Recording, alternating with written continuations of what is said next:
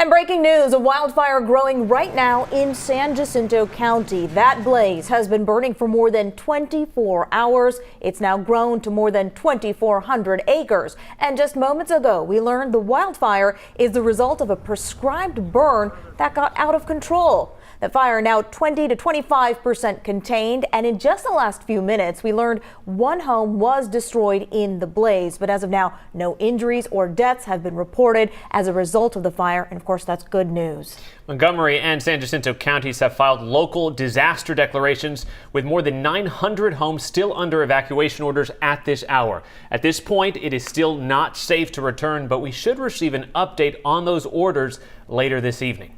Now let's get you a closer look at where the fire is burning. It is west of FM 1725. One of the closest roads to the fire is also Brooks Road. We are tracking every element of this firefight, from the people impacted to how the weather is playing a role in all of this. We're going to start our team coverage with Victor Jacobo as officials just wrapped up that press conference moments ago. Victor.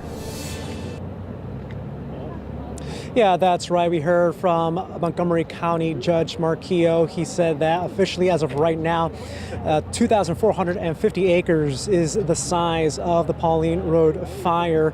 He says that it has grown and that for right now it's at about 20 to 25% contained. He says that they are moving in the right direction, but challenges still remain. They are glad that some of the wind gusts here in the area have died down compared to earlier in the day, when that was really pushing and fueling that fire through the area. But they say that they have made some good progress. As you mentioned, it's being investigated as the cause of the fire being a prescribed burn. Officials looking into that right now. They're also looking and investigating into one structure fire that they believe was occupied, but they are unaware if anyone was in at the time of that fire.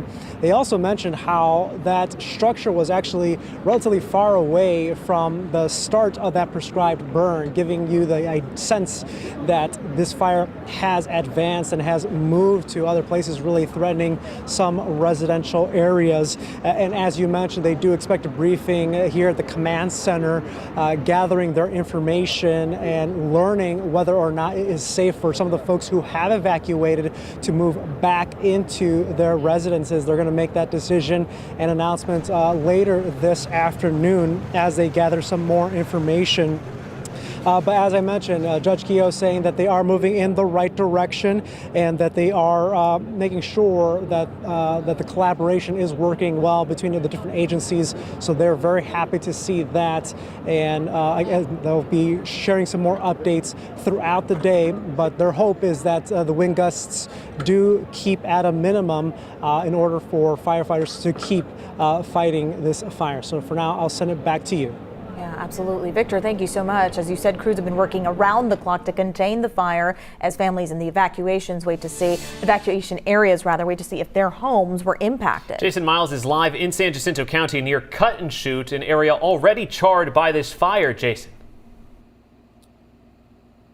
Yeah, we're a good bit away from KHOU. We're in San Jacinto County. KHOU is in Montgomery County. I'm standing in a utility easement, basically as close as we can get to this fire. And in fact, there's a fire crew at the top of this hill where you can see some smoldering, some smoke rising. And just a few moments ago, I saw flames on one of those tree trunks that is sticking out into this easement. Now, take a look at some video we shot in the last few hours. This is where we saw some heavy equipment earlier, part of the effort to dig fire breaks or fire lines to keep things from spreading. Meanwhile, individual firefighters, including some with the Texas Infrastate Fire Mutual Aid System, that's what it's known as. They're here physically putting out hot spots like smoldering tree roots, for instance. We even saw a crew cutting down scorched trees from where embers could potentially blow as these winds potentially pick up again. One family who evacuated last night with multiple pets, thankful today the fire only got close to their home so far. Basically, they put about 5 engines in our front yard, around the yard. Said they'd do the best they could to protect the houses. Obviously, they did a good job.